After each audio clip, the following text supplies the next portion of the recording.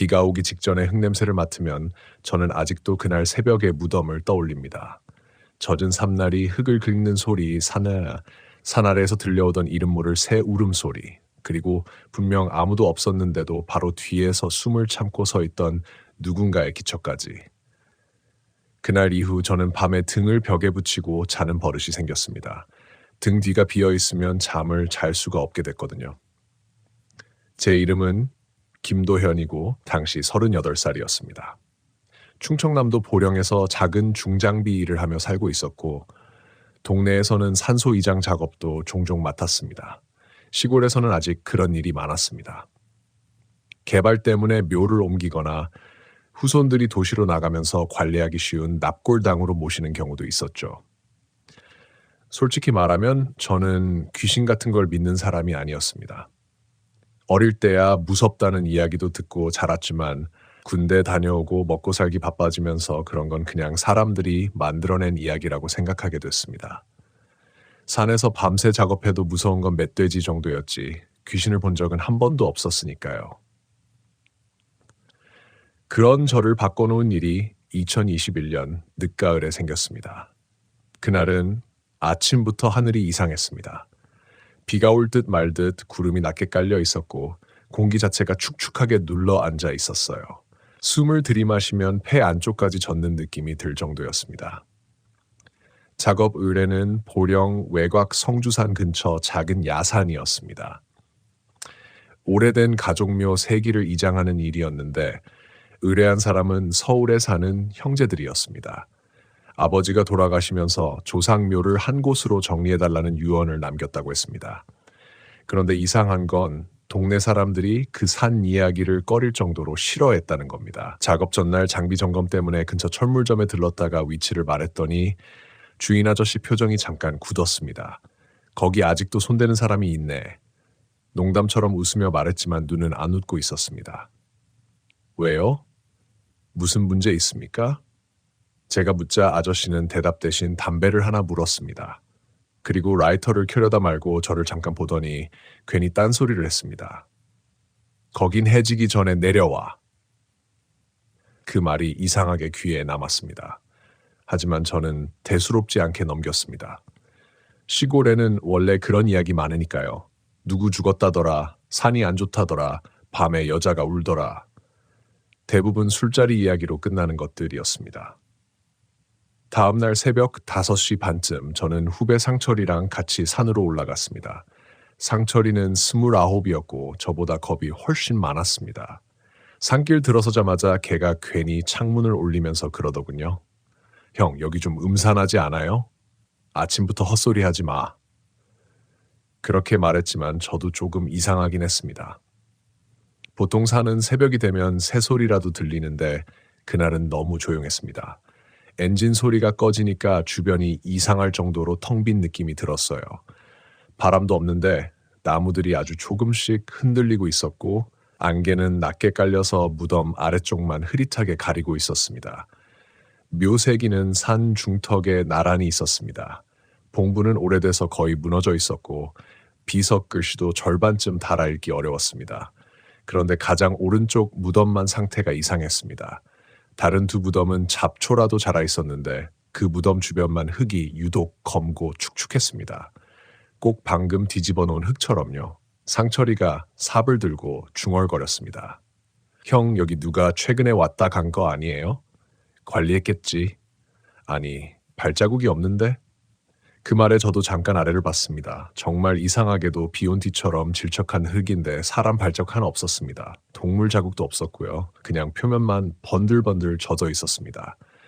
그 순간 이상한 냄새가 났습니다. 저는 처음에는 썩은 낙엽 냄새인 줄 알았습니다. 그런데 조금 달랐어요. 젖은 흙 냄새에 오래된 피 비슷한 쇳내가 섞여 있었습니다. 저는 괜히 목 뒤를 긁었습니다. 그 냄새를 맡으니까 갑자기 어릴 때 기억이 떠올랐거든요. 제가 12살 때였습니다. 외할머니 장례식 날 시골 장례식장에서 밤을 샌 적이 있었는데 새벽에 관 근처에서 맡았던 냄새가 딱 그랬습니다. 향 냄새 밑으로 숨어있던 차갑고 축축한 냄새. 순간 기분이 나빠졌지만 그냥 작업을 시작했습니다. 삽이 첫 흙을 뜨는 순간이 아직도 기억납니다. 툭! 흙이 아니라 젖은 천을 찍는 느낌이었습니다. 상철이도 바로 눈치를 챘는지 절 봤습니다. 형, 흙이 왜 이래요? 저는 대답 안 하고 다시 삽을 넣었습니다. 이번엔 조금 더 깊게. 철컥. 이번엔 분명 뭔가 단단한 게 걸렸습니다. 돌인가 싶어서 흙을 걷어냈는데 작은 나무 조각이 나왔습니다. 썩어서 검게 변한 나무였습니다. 관 일부 같았죠. 문제는 그 다음이었습니다. 나무 밑에서 머리카락이 나왔습니다. 짧은 것도 아니고 길고 검은 머리카락. 흙 속에 엉켜있던 게 삽 끝에 딸려 나온 겁니다. 상철이가 욕 비슷한 숨을 삼켰습니다. 와씨. 저도 순간 소름이 돋았습니다. 보통 오래된 묘에서는 머리카락이 남기도 합니다. 이상한 일은 아닙니다. 그런데 그 머리카락 상태가 너무 멀쩡했습니다. 젖어 있긴 했지만 썩지 않았어요. 마치 며칠 전에 잘린 것처럼. 저는 일부러 아무렇지 않은 척 말했습니다. 작업하다 보면 나온다. 하지만 목소리가 조금 갈라졌습니다. 그때였습니다. 뒤쪽 숲에서 뭔가 툭 부러지는 소리가 났습니다. 사람이 마른 나뭇가지를 밟을 때 나는 소리. 상철이가 바로 뒤를 돌아봤습니다. 누구 있어요? 대답은 없었습니다. 안개만 천천히 나무 사이를 지나가고 있었어요. 저는 괜히 짜증이 나서 큰 소리로 말했습니다. 산주분이면 올라오실 거면 말씀 좀 하세요. 그래도 아무 소리 없었습니다. 그런데 이상하게 누가 계속 우리를 보고 있다는 느낌은 사라지지 않았습니다. 정확히 말하면 사람 시선 같지가 않았습니다. 짐승이 숨죽이고 관찰하는 느낌에 가까웠어요. 저는 괜히 작업 속도를 올렸습니다. 괜히 빨리 끝내고 싶어졌거든요. 하지만 흙을 파면 팔수록 이상한 것들이 나왔습니다. 썩은 관 조각, 묘하게 새 것 같은 머리카락, 그리고 작은 천 조각들. 천은 전부 젖어 있었는데 색이 이상하게 붉었습니다. 상철이가 낮게 말했습니다. 형, 이거 원래 이런 거예요? 조용히 하고 파. 근데 냄새가 점점 심해지는데 그 말을 듣는 순간 저도 깨달았습니다. 처음보다 냄새가 훨씬 짙어져 있었습니다. 비린내, 축축한 흙냄새 속에 섞인 썩은 냄새. 숨을 들이쉴 때마다 목 안쪽이 따갑고 메스꺼웠습니다. 그때 갑자기 뒤에서 아주 작은 소리가 들렸습니다. 추워. 여자 목소리였습니다. 작고 쉰 목소리. 바로 제 등 뒤에서 들렸습니다. 저는 심장이 철렁 내려앉는 걸 느끼며 뒤를 돌아봤습니다. 아무도 없었습니다. 상철이도 얼굴이 하얗게 질린 채 저를 보고 있었어요. 형, 들었어요? 순간 손끝이 차갑게 굳었습니다. 그 목소리는 분명했습니다. 바람 소리도 아니고 착각도 아니었습니다. 사람 목소리였습니다. 그리고 그 순간부터였습니다. 저는 그 산에서 우리가 무덤만 파고 있는 게 아니라는 걸 조금씩 느끼기 시작했습니다. 상철이는 그 자리에서 삽을 놓아버렸습니다. 형, 내려가죠. 목소리가 떨리고 있었습니다. 평소 같으면 제가 한마디 했을 겁니다. 겁먹지 말라고, 산에서는 별소리 다 난다고.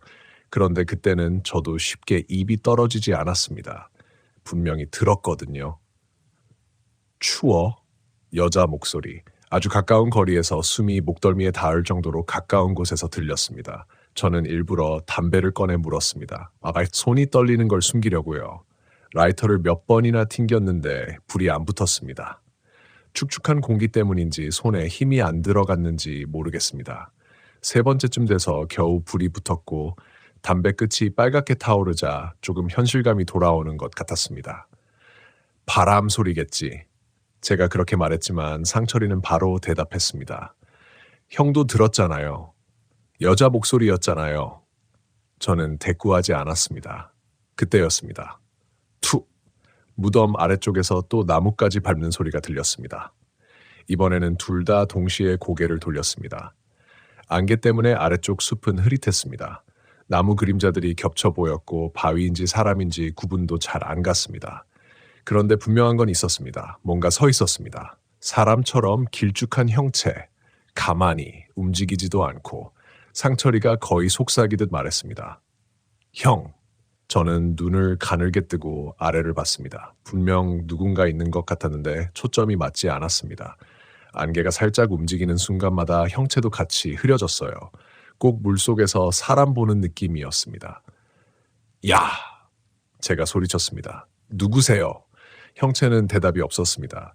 그런데 이상한 건 제가 소리친 직후였습니다. 형체가 사라진 게 아니라 뒤로 물러난 것처럼 보였습니다. 천천히, 나무 사이로. 걸어간다는 느낌도 아니고 그냥 안개 속으로 미끄러져 들어가는 느낌. 상철이가 제 팔을 잡았습니다. 형, 저거 사람 아니에요. 시끄럽다. 진짜예요. 걸어간 게 아니라. 그만. 저는 괜히 목소리를 세게 냈습니다. 겁먹기 시작하면 끝이라는 걸 알았거든요. 특히 산에서는 더 그랬습니다. 사람 심리가 무너지면 별것도 다 이상하게 보입니다. 그렇게 스스로를 설득하면서 다시 삽을 들었습니다. 하지만 이상한 건 그때부터 더 많아졌습니다. 흙을 조금 더 파내려가자 관 윗부분이 드러났습니다. 오래된 목관이었는데 썩어서 형태만 겨우 남아있었습니다. 원래대로라면 유골 정리 작업을 해야 했습니다. 그런데 관 뚜껑 일부가 무너지는 순간 안에서 바람 같은 게 훅 올라왔습니다. 차가운 공기. 아니, 공기라기보다 오래 닫혀있던 냉장고를 열 때처럼 죽은 냄새가 섞인 차가운 기운이었습니다. 상철이가 바로 뒤로 물러났습니다. 와, 냄새 미쳤다. 저도 숨을 참았습니다. 그런데 냄새보다 더 이상한 게 있었습니다. 소리였습니다. 처음엔 착각인 줄 알았습니다. 바스락, 아주 작은 소리, 관 안쪽에서 나는 것 같았습니다. 마른 비닐이 움직이는 소리처럼. 저는 삽자루를 꽉 쥐었습니다. 형 상철이가 제 뒤로 바짝 붙었습니다. 안에서 뭐 움직인 것 같은데 쥐겠지. 말은 그렇게 했지만 제 목 뒤로 식은땀이 흘렀습니다. 산소 작업하다 보면 쥐나 뱀이 나오는 경우 있습니다. 관 안에 들어가 사는 놈들도 있고요. 그래서 억지로 침착하려 했습니다. 저는 긴 숨을 들이쉬고 관뚜껑 남은 부분을 삽으로 밀어냈습니다. 우드득. 썩은 나무가 부서지며 안쪽이 드러났습니다. 그리고 그 순간 상철이가 비명을 질렀습니다. 짧고 거칠게. 시발! 저도 순간 뒤로 주춤했습니다. 관 안에는 유골이 거의 남아있지 않았습니다. 오래돼서 대부분 흙처럼 무너져 있었어요. 그런데 딱 하나, 검은 머리카락만은 그대로 남아있었습니다. 사람 머리 형태처럼. 길게, 젖은 채로. 꼭 누가 방금 누워있다 일어난 자리처럼 머리카락만 남아있었습니다. 저는 모간이 바짝 말랐습니다. 이상했습니다. 너무 이상했습니다. 몇십 년 된 무덤인데 머리카락 상태가 말이 안 됐습니다. 게다가 그 냄새, 그리고 아까 들었던 목소리까지. 상철이가 떨리는 목소리로 말했습니다. 형, 이거 작업 중단해야 되는 거 아니에요? 그 말 듣는데 갑자기 짜증이 확 올라왔습니다. 사실 짜증이라기보다 무서움을 억누르려는 화에 가까웠습니다. 돈 받고 왔으면 해야지. 아니, 근데 빨리 끝내자. 저는 일부러 관안을 보지 않고 작업을 계속했습니다. 그런데 그때부터 이상하게 주변 소리가 들리기 시작했습니다. 처음에는 바람인가 싶었습니다. 웅웅거리는 소리. 멀리서 누가 중얼거리는 것 같은 소리. 집중하면 사라지고 가만히 있으면 다시 들렸습니다. 상철이도 느꼈는지 계속 뒤를 돌아봤습니다. 형, 누가 얘기하는 것 같지 않아요? 저는 대답 안 했습니다. 왜냐하면 저도 들리고 있었거든요. 여러 명 목소리 같았습니다. 남자인지 여자인지도 모르겠고 말도 제대로 안 들렸습니다. 그냥 산 전체가 아주 낮게 웅얼거리는 느낌. 그 소리를 듣고 있으니까 이상하게 머리가 멍해졌습니다. 시간 감각도 흐려졌고요. 얼마나 지났는지 모르겠습니다. 정신 차려보니 안개가 훨씬 짙어져 있었습니다. 아까는 산 아래만 흐렸는데 이제는 무덤 주변까지 안개가 올라와 있었습니다. 상철이 얼굴도 흐릿하게 보일 정도였어요. 그리고 그때 우리가 가져온 장비 쪽에서 갑자기 철컥 소리가 났습니다. 둘 다 동시에 돌아봤습니다. 포터트럭 뒷문이 열려 있었습니다. 분명 닫아놨는데 상철이가 얼굴 굳은 채 말했습니다. 형이 열었어요? 아니, 순간 바람이 스치듯 지나갔습니다. 차가운 바람. 그 바람에 안개가 잠깐 갈라졌고 저는 트럭 뒤에 누군가 서 있는 걸 봤습니다. 여자였습니다. 흰옷 비슷한 걸 입고 있었고 머리가 축 늘어져 얼굴이 안 보였습니다. 정말 잠깐이었습니다. 안개가 다시 덮이자 형체도 사라졌습니다. 저는 숨이 턱 막혔습니다. 상철이가 제 표정을 보더니 바로 물었습니다. 왜요? 저는 바로 대답 못했습니다. 말하면 진짜가 될 것 같았거든요. 그런데 그 순간 트럭 뒤쪽에서 쿵 뭔가 떨어지는 소리가 났습니다. 우리는 동시에 아래로 뛰어내려갔습니다. 그리고 트럭 뒤를 보는 순간 상철이가 욕을 내뱉었습니다. 미친 유골함 하나가 바닥에 떨어져 있었습니다. 아직 비어있는 새 유골함. 뚜껑이 열려 있었는데 안쪽에 젖은 흙이 가득 들어가 있었습니다. 누가 손으로 퍼넣은 것처럼. 저는 등골이 서늘해졌습니다. 왜냐하면 그 흙 색깔을 알아봤거든요. 아까 그 이상하게 검고 축축했던 무덤 흙이었습니다. 상철이가 거의 울먹이며 말했습니다. 형, 우리 내려가요. 진짜 이상해. 그 말을 듣는데 저도 흔들렸습니다. 솔직히 말하면 그때 이미 도망가고 싶었습니다. 그런데 이상하게도 마음 한구석에서는 자꾸 다른 생각이 들었습니다. 여기서 중단하면 안 된다는 생각, 끝까지 파야 된다는 생각. 그게 제 생각인지 아닌지도 잘 모르겠습니다. 그냥 머릿속에 계속 남아 있었습니다. 저는 결국 다시 산 위로 올라갔습니다. 상철이는 욕하면서도 제 뒤를 따라왔고요. 안개는 더 짙어져 있었습니다. 무덤 근처로 돌아왔을 때 저는 바로 이상한 걸 발견했습니다. 우리가 아까 파놓은 관 주변 흙 위에 발자국이 생겨 있었습니다. 맨발 자국. 작고 가느다란 여자 발처럼 보였습니다. 문제는 방향이었습니다. 발자국이 무덤 쪽에서 밖으로 나온 게 아니라 무덤 안쪽으로 들어가고 있었습니다. 상철이도 그걸 본 순간 말을 잃었습니다. 그리고 저도 그때 처음으로 깨달았습니다. 우리가 무언가를 꺼내고 있는 게 아니라 반대로 무언가가 밖으로 나오고 있다는 걸. 발자국을 본 순간 저는 본능적으로 뒤를 돌아봤습니다. 누가 바로 뒤에 서 있을 것 같았거든요. 하지만 안개뿐이었습니다. 희끄무레한 안개가 나무 사이를 천천히 스치고 있었고 축축한 흙냄새만 진하게 올라왔습니다. 그런데 이상하게도 그 순간부터 주변 공기가 달라졌습니다. 산이 조용한 게 아니라 숨을 참고 있는 느낌. 상철이가 제 옆에서 낮게 말했습니다. 형, 저거 사람 발 맞죠? 저는 바로 대답하지 못했습니다. 맨발 자국은 분명 사람 발이었습니다. 발가락 자국까지 선명했으니까요. 그런데 이상한 건 흙 상태였습니다. 우리가 조금 전까지 계속 밟고 다닌 자리인데도 그 발자국만 유독 깊게 찍혀 있었어요. 마치 엄청 무거운 사람이 디딘 것처럼. 그리고 발자국 끝은 관 쪽으로 이어져 있었습니다. 관 안으로. 저는 괜히 목이 마르기 시작했습니다. 상철이가 떨리는 손으로 제 팔을 붙잡았습니다. 형, 내려갑시다.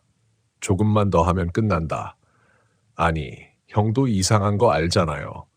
그만 좀 해. 저는 신경질적으로 말했습니다.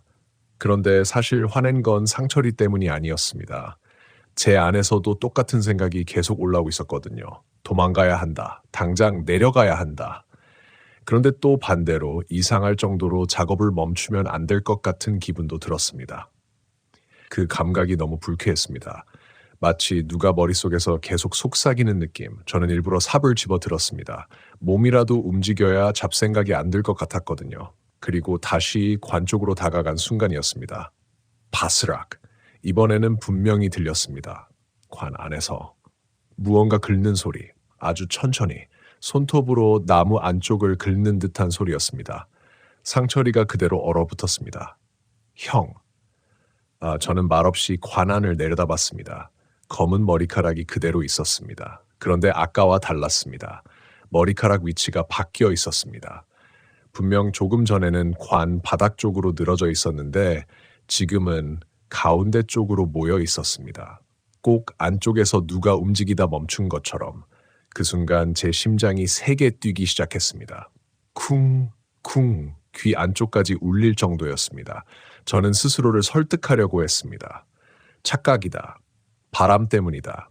우리가 건드리면서 흔들린 거다. 그런데 그런 생각을 하는 동안에도 눈은 계속 머리카락을 보고 있었습니다. 혹시 또 움직일까봐.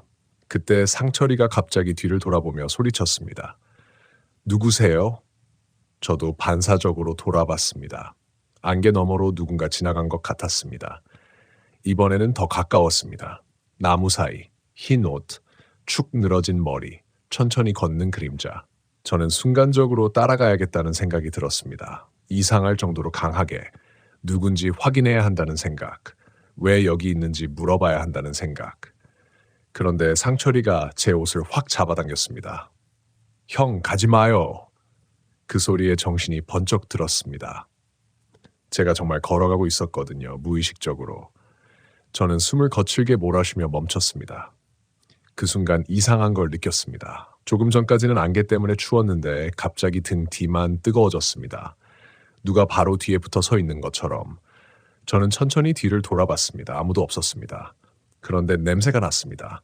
젖은 머리카락 냄새. 비 맞고 오래 말리지 않은 사람 몸에서 나는 냄새. 그 냄새가 제 바로 목덜미 뒤에서 느껴졌습니다. 순간 숨이 턱 막혔습니다.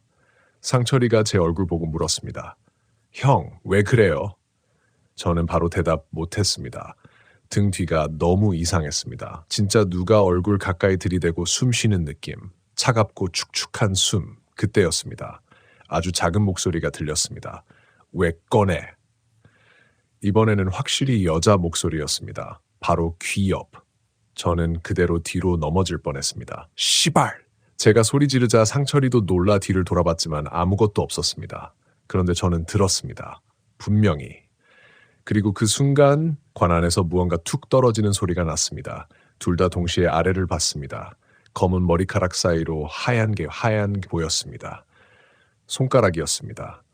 사람 손가락 뼈 아주 천천히 머리카락 아래에서 밀려 올라오듯 드러나고 있었습니다. 상철이가 그대로 주저앉았습니다. 형, 저거. 저도 다리가 굳었습니다. 손가락은 딱 한마디 정도 드러난 채 멈췄습니다. 그런데 모양이 이상했습니다. 보통 유골은 누렇게 변하거나 부서집니다. 그런데 그 손가락 뼈는 너무 깨끗했습니다. 그리고 손톱처럼 보이는 검은 부분이 붙어 있었습니다. 순간 제 속이 뒤집혔습니다. 상철이가 울먹이기 시작했습니다. 그만해요, 형, 제발. 그때 갑자기 산 아래쪽에서 소리가 들렸습니다. 띵띵, 쇠를 두드리는 소리. 천천히, 일정하게. 우리는 동시에 아래를 봤습니다. 안개 때문에 아무것도 안 보였지만 소리는 분명 아래쪽에서 올라오고 있었습니다. 띵, 마치 누가 오래된 종을 치는 소리 같았습니다. 그 소리가 울릴 때마다 이상하게 가슴이 답답해졌습니다. 숨 쉬기 어려울 정도로.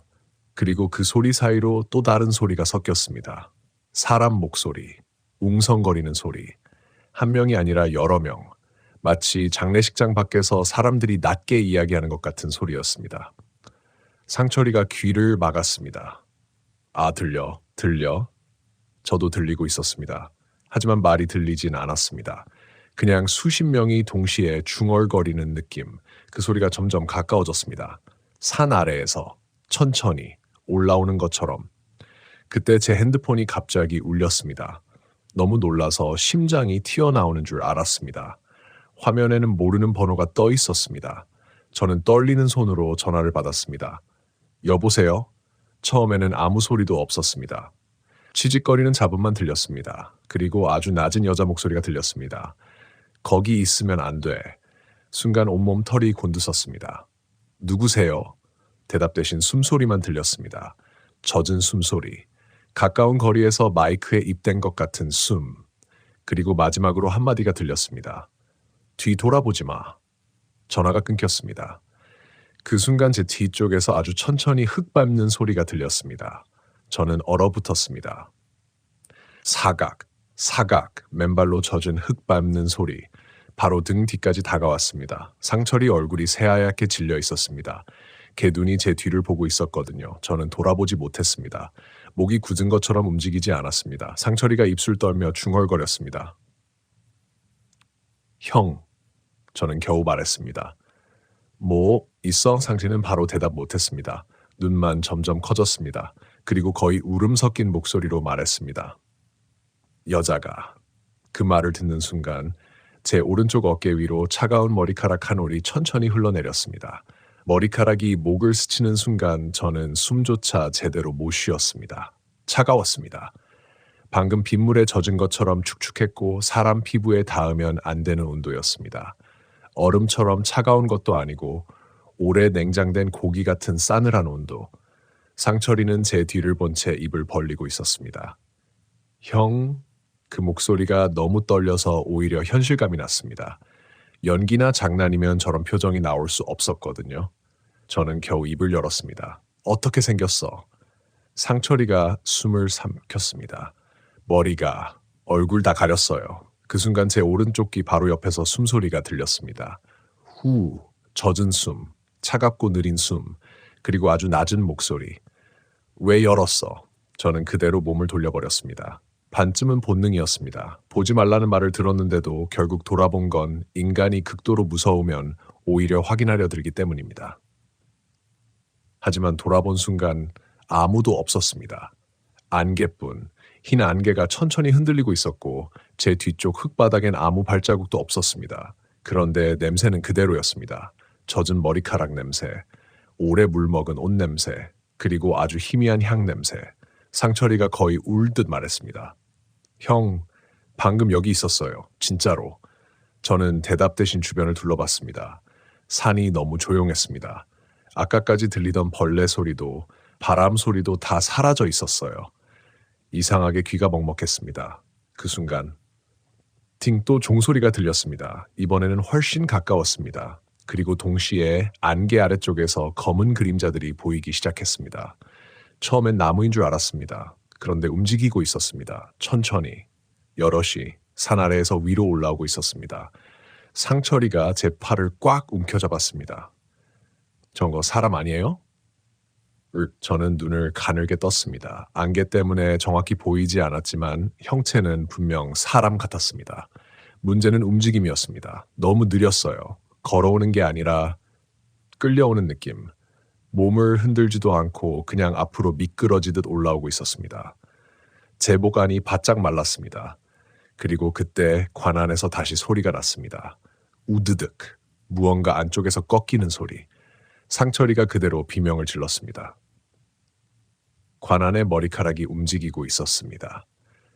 천천히, 아주 천천히 한쪽으로 쓸리듯 움직이고 있었어요. 꼭 안쪽에서 누가 몸을 돌리는 것처럼. 저는 순간 머리가 새하얘졌습니다. 도망가. 제가 처음으로 그렇게 말했습니다. 상철이는 제 말 끝나기도 전에 뛰기 시작했습니다. 저도 삽이고 뭐고 다 버리고 뒤따라 뛰었습니다. 젖은 산길은 미끄러웠고 안개 때문에 앞도 잘 안 보였습니다. 숨이 턱 끝까지 차올랐지만 이상하게 뒤를 돌아볼 용기는 안 났습니다. 그런데 뛰는 도중에도 계속 들렸습니다. 사각, 사각, 맨발 소리, 우리 뒤에서.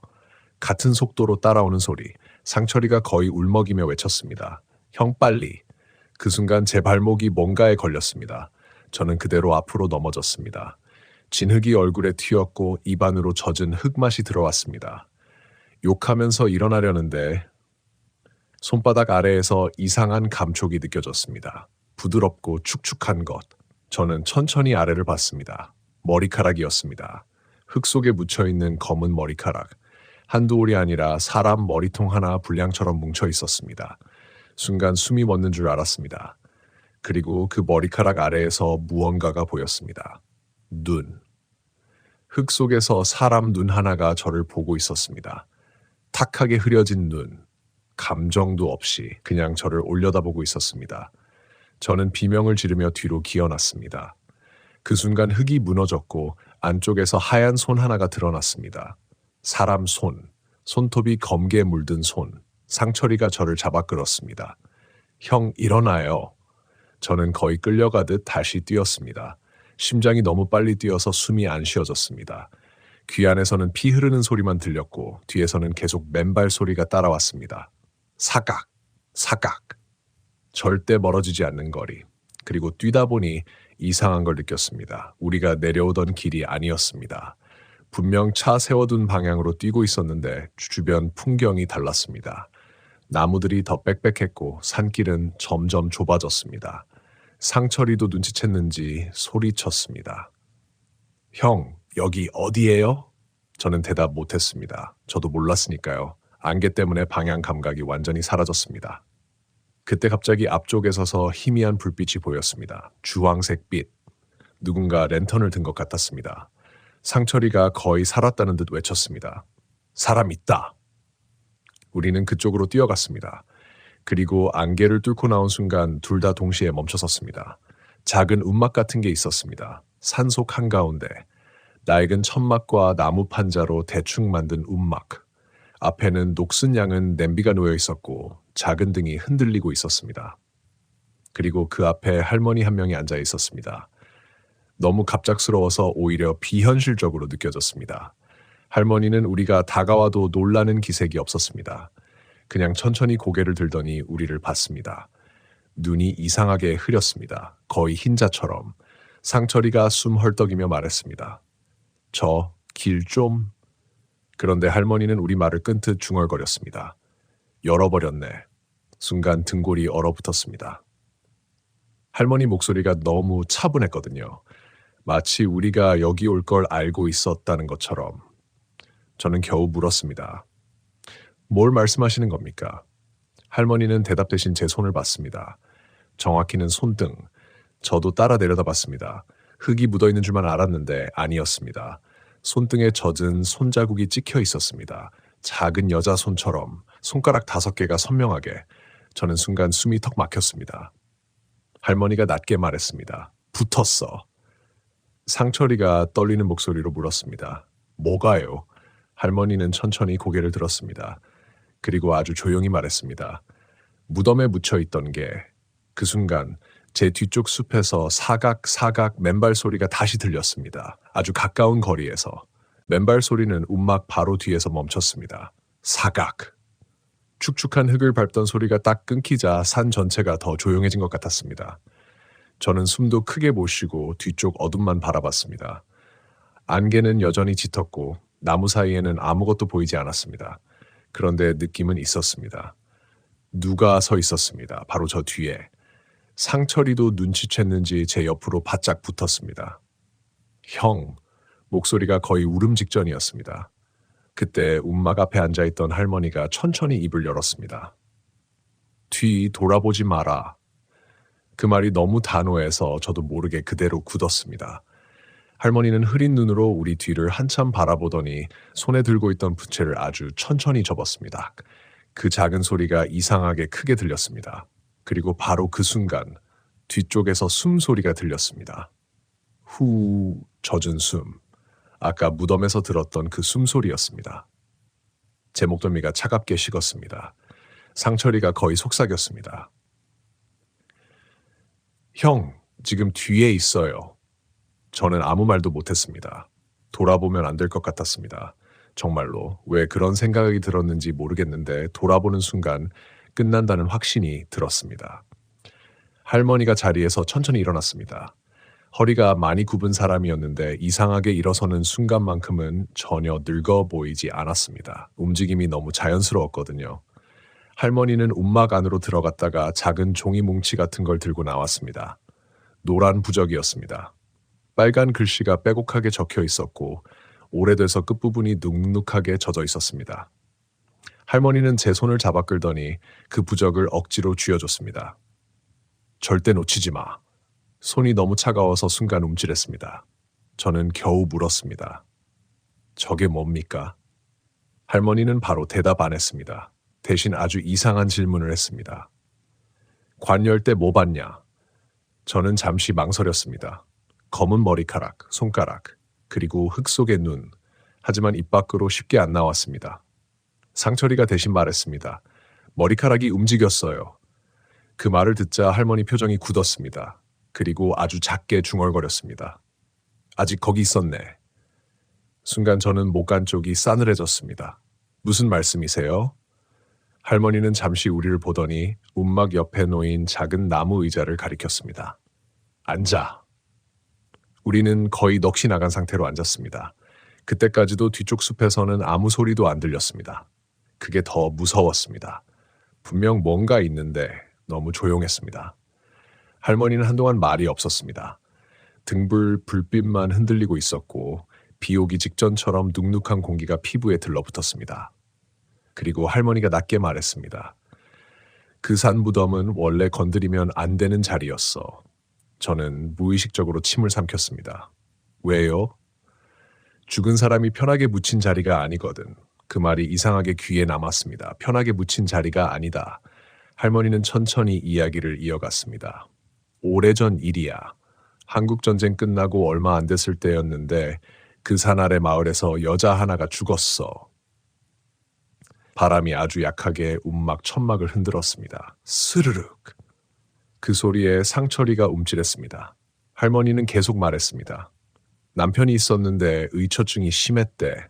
맨날 여자가 바람 핀다고 의심하고 때리고 결국 어느 여름날에 여자가 없어졌어. 저는 이상하게 숨이 답답해졌습니다. 할머니 목소리가 너무 담담해서 더 무서웠습니다. 며칠 뒤에 산에서 발견됐는데 상태가 이상했다고 하더라. 어떡해요? 제가 묻자 할머니는 잠시 입을 다물었습니다. 그리고 아주 천천히 말했습니다. 산채로 묻힌 거야. 순간 상철이가 욕처럼 숨을 들이켰습니다. 저도 팔에 소름이 확 올라왔습니다. 할머니는 불빛을 바라보며 말을 이었습니다. 손톱 다 깨져 있었고 흙이 입안까지 들어차 있었다더라. 얼마나 발버둥 쳤는지 관 안쪽 나무가 다 긁혀 있었다고. 그 말을 듣는 순간 저는 아까 관 안에서 들었던 긁는 소리를 떠올렸습니다. 손톱 긁는 소리. 천천히. 킥! 킥! 갑자기 손끝 감각이 사라지는 것 같았습니다. 할머니가 계속 말했습니다. 근데 그 뒤부터 이상한 일이 계속 생겼어. 밤마다 산에서 여자 오는 소리가 들리고 지나가던 사람들 방향 감각 잃고 무덤 옮기려던 사람도 몇 있었는데 다 중간에 포기했지. 저는 목소리를 낮춰 물었습니다. 죽은 여자 무덤이 그거라는 겁니까? 할머니는 대답 대신 저를 빤히 봤습니다. 흐린 눈인데도 이상하게 시선이 느껴졌습니다. 그리고 아주 조용히 말했습니다. 원래는 아니었어. 순간 소름이 돋았습니다. 예? 처음엔 다른 자리였지. 근데 몇십 년 지나고 산사태 나면서 묘들이 섞였어. 누가 누군지도 모르게. 바람이 다시 움막천을 흔들었습니다. 스르륵. 그 소리에 섞여 아주 희미하게 웃음소리 같은 게 들린 것 같았습니다. 여자 웃음. 짧고 낮은 웃음. 상철이도 들었는지 얼굴이 굳었습니다. 할머니는 아무렇지도 않게 말을 이어갔습니다. 문제는 그때부터였어. 그 여자가 자기 무덤을 못 찾는다는 소문이 돌았거든. 제 심장이 천천히 식어갔습니다. 못 찾는다뇨. 자기가 묻힌 자리를. 순간 뒤쪽 숲에서 사각 소리가 다시 들렸습니다. 이번에는 움막 주위를 천천히 도는 것 같았습니다. 한 바퀴. 천천히. 맨발로. 상철이가 거의 울먹이며 말했습니다. 할머니, 저거 뭐예요? 할머니는 대답 대신 등불불을 조금 낮췄습니다.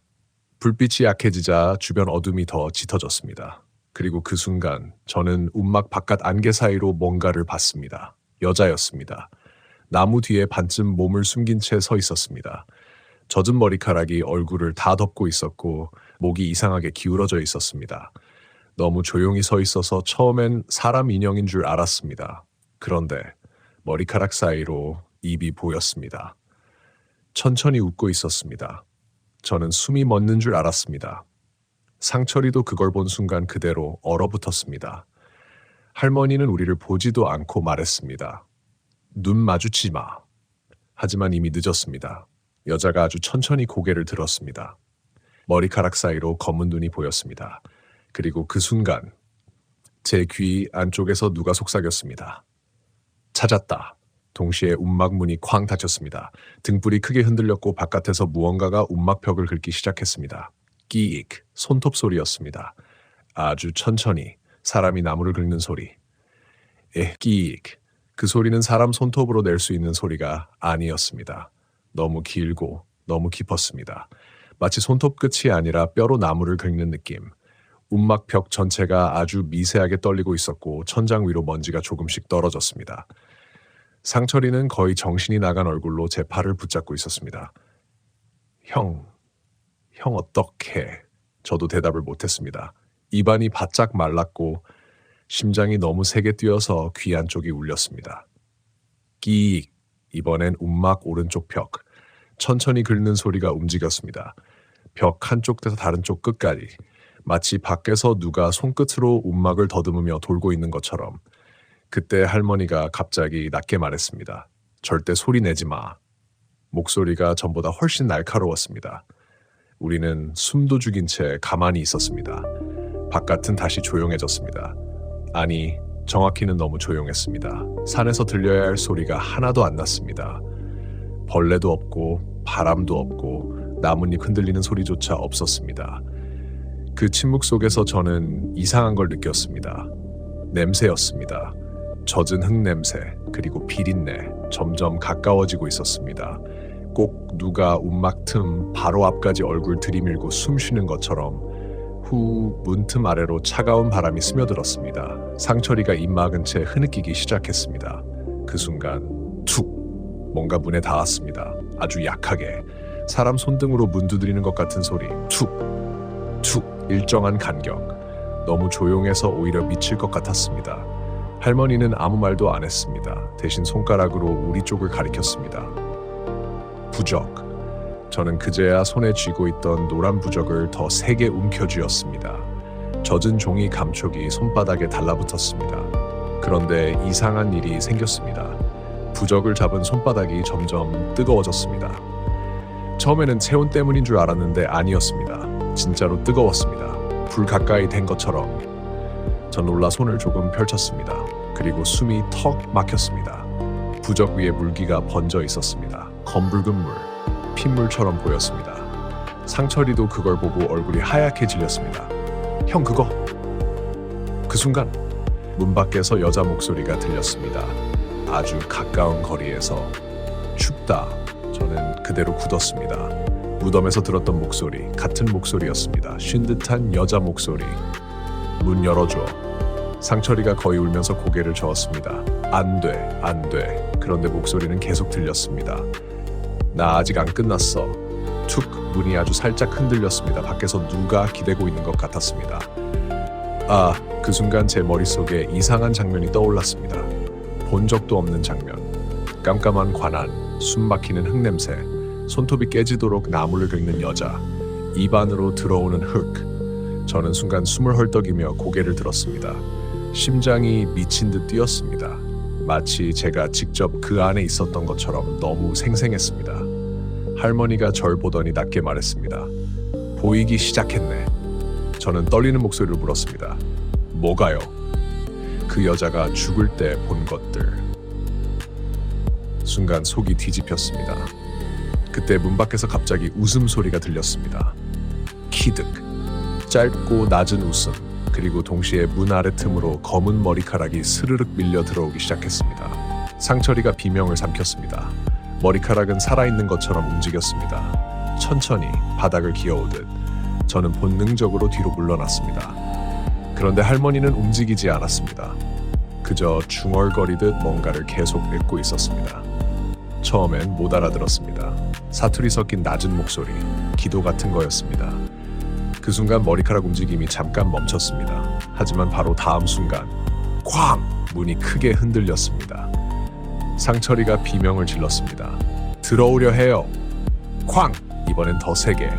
낡은 나무 문이 안쪽으로 휘었습니다. 먼지가 후두둑 떨어졌고 움막 천장이 삐걱거렸습니다. 저는 진짜 끝났다고 생각했습니다. 그런데 할머니가 갑자기 소리쳤습니다. 눈 감아. 동시에 등불 불빛이 꺼졌습니다. 움막 안이 완전히 어두워졌습니다. 저는 반사적으로 눈을 감았습니다. 그리고 바로 앞에서 숨소리가 들렸습니다. 후, 너무 가까웠습니다. 코끝에 젖은 머리카락이 닿는 느낌까지 났습니다. 저는 숨도 못 쉬었습니다. 그 상태로 몇 초가 흘렀는지 모르겠습니다. 그리고 아주 천천히 여자 목소리가 들렸습니다. 왜 나만 두고 갔어? 그 말이 이상했던 이유는 저한테 하는 말처럼 들렸기 때문입니다. 원망, 분노, 그리고 외로움이 섞인 목소리. 그 순간 또 장면이 보였습니다. 이번에는 더 선명했습니다. 비 오는 밤, 흙구덩이, 술 냄새 나는 남자 둘, 울면서 살려달라고 비는 여자, 그리고 삽질 소리, 퍽, 퍽, 흙 떨어지는 소리. 저는 그대로 숨을 들이켰습니다. 눈 감은 상태인데도 장면이 보였습니다. 너무 선명하게. 여자가 마지막까지 손 뻗는 모습까지. 그 순간 제 귀 바로 옆에서 속삭임이 들렸습니다. 같이 가. 저는 반사적으로 눈을 떴습니다. 그리고 그대로 얼어붙었습니다. 눈앞에 여자가 서 있었습니다. 정확히 제 얼굴 바로 앞. 머리카락 사이로 창백한 피부가 보였고 입은 흙으로 가득 차 있었습니다. 눈은 눈은 새까맸습니다. 흰자가 하나도 없이. 그 여자가 저를 빤히 보고 있었습니다. 저는 비명도 못 질렀습니다. 몸이 굳어서 숨조차 안 쉬어졌습니다. 그리고 그 여자가 천천히 손을 들었습니다. 젖은 손, 손톱이 다 깨져 피투성이가 된 손. 그 손이 제 얼굴로 다가오는 순간 어딘가에서 종소리가 크게 울렸습니다. 띵! 동시에 여자가 사라졌습니다. 저는 그대로 바닥에 쓰러졌습니다. 헐떡이며 주변을 봤지만 움막 안은 다시 깜깜할 뿐이었습니다. 그리고 어둠 속에서 할머니 목소리가 들렸습니다. 살고 싶으면 해 뜨기 전에 다시 묻어. 저는 한동안 바닥에 주저앉아 숨만 몰아쉬었습니다. 심장이 너무 세게 뛰어서 가슴이 아플 정도였습니다. 손끝은 차갑게 굳어 있었고 목 안에서는 비린 맛이 올라왔습니다. 방금 본 게 진짜였는지조차 확신이 안 섰습니다. 하지만 얼굴에 남은 감각은 너무 선명했습니다. 젖은 흙냄새, 썩은 물냄새, 그리고 바로 눈앞에서 저를 내려다보던 검은 눈. 상철이가 제 어깨를 붙잡았습니다. 형 괜찮아요? 목소리가 다 갈라져 있었습니다. 저는 겨우 고개만 끄덕였습니다. 움막 안은 아직 어두웠습니다. 등불은 꺼져 있었고 바깥에선 아무 소리도 안 들렸습니다. 그 정적이 더 무서웠습니다. 아까까지 문을 두드리던 존재가 갑자기 사라졌다는 게 믿기지 않았거든요. 그때 할머니가 다시 등불에 불을 붙였습니다. 팟! 희미한 불빛이 움막 안을 비췄고 저는 그 순간 숨이 멎는 줄 알았습니다. 문 아래 바닥에 흙이 잔뜩 쌓여 있었습니다. 그리고 그 흙 위로 손톱 자국이 길게 나 있었습니다. 문틈을 긁다가 남긴 자국 같았습니다. 상철이도 그걸 보고 얼굴이 굳었습니다. 할머니는 아무렇지도 않은 표정으로 중얼거렸습니다. 시간 얼마 없다. 저는 떨리는 목소리로 물었습니다. 뭘 다시 묻으라는 겁니까? 할머니는 천천히 절 봤습니다. 내가 꺼낸 거. 순간 머릿속이 싸해졌습니다. 관, 머리카락, 손가락, 그리고 그 무덤. 할머니는 낮은 목소리로 말을 이었습니다. 그 여자는 자기 무덤 찾는 게 아니다. 그럼요? 자기 몸 찾는 거야. 순간 등골이 서늘해졌습니다. 할머니는 계속 말했습니다. 산사태 나고 무덤 썩히면서 시신도 뒤엉켰어. 제대로 묻히질 못했지. 그런데 네가 오늘 관 열면서 다시 깨어난 거야. 상철이가 거의 속삭였습니다. 그럼 어떻게 해야 되는데요? 할머니는 제 손에 들린 부적을 가리켰습니다. 관 안에 같이 넣고 다시 덮어. 해 뜨기 전에. 저는 믿기지 않았습니다. 지금 다시 그 산으로 올라가라고? 방금 그걸 보고도? 그런데 이상하게도 거절할 수 없다는 걸 알고 있었습니다. 왜냐하면 아직 끝난 게 아니란 걸 느끼고 있었거든요. 그 여자는 사라진 게 아니었습니다. 기다리고 있는 느낌이었습니다. 저는 입술을 깨물었습니다. 만약 안 하면요. 할머니 눈빛이 잠깐 흔들렸습니다. 그리고 아주 조용히 말했습니다. 계속 따라다닌다. 그 말 듣는 순간 제 목 뒤가 서늘해졌습니다. 마치 누가 다시 바로 뒤에 선 것처럼. 저는 더 묻지 않았습니다. 우리는 다시 산 위로 올라가기 시작했습니다. 안개는 아까보다 더 짙었습니다. 손전등 불빛도 몇 미터 못 갔고 나무들은 전부 사람 그림자처럼 보였습니다. 상철이는 거의 제 옆에 붙어 걸었습니다. 형, 진짜 해야 돼요. 저는 대답 안 했습니다. 입 열면 도망가고 싶어진다는 걸 알았거든요. 그런데 산길 올라가는 동안 이상한 일이 계속 생겼습니다. 분명 둘뿐인데 뒤에서 발소리가 하나 더 들렸습니다. 사각, 맨발 소리. 우리가 멈추면 같이 멈췄고 걸으면 다시 따라왔습니다. 상철이도 들었는지 계속 뒤를 돌아봤습니다. 하지만 아무것도 없었습니다. 안개뿐. 그렇게 얼마나 올라갔는지 모르겠습니다. 마침내 무덤 있는 곳이 보였습니다. 그리고 그 순간 저랑 상철이는 동시에 멈춰섰습니다. 무덤 상태가 달라져 있었습니다. 우리가 파헤쳤던 흙이 다시 덮여 있었습니다. 아주 반듯하게, 마치 누가 방금 정리한 것처럼. 제 심장이 천천히 식었습니다. 형, 상철이 목소리가 떨렸습니다. 저도 말이 안 나왔습니다. 분명 몇 시간 전까지 관이 드러나 있었는데 지금은 봉분 모양까지 어느 정도 돌아와 있었습니다. 그런데 흙표면 위에 이상한 게 있었습니다. 손자국. 수십 개의 손자국이 봉분 위에 찍혀 있었습니다. 작은 손, 큰 손, 손톱으로 긁은 자국까지. 꼭 안에서 누가 올라오려 한 것처럼 그 순간 바람이 불었습니다. 처음으로 차가운 바람. 그리고 그 바람 속에서 여자 목소리가 들렸습니다. 추워. 상철이가 그대로 주저앉았습니다. 형, 나 못하겠어요. 저도 무서웠습니다. 지금 당장 도망치고 싶었습니다. 그런데 그때 또 그 장면이 머릿속에 들어왔습니다. 흙 속에서 손 뻗던 여자, 숨 막혀 헐떡이던 얼굴, 살고 싶어서 관을 긁던 손. 그 순간 이상하게 두려움보다 다른 감정이 올라왔습니다. 불쌍하다는 감정. 너무 오래 혼자 있었다는 생각. 저는 천천히 앞으로 걸어갔습니다. 그리고 봉분 앞에 무릎 꿇었습니다. 손으로 흙을 만지는 순간 깜짝 놀랐습니다. 따뜻했습니다. 사람 체온처럼. 저는 떨리는 손으로 부적을 꺼냈습니다. 그리고 아주 천천히 흙 사이에 밀어 넣었습니다. 그 순간 뒤쪽 숲에서 비명 같은 소리가 터졌습니다.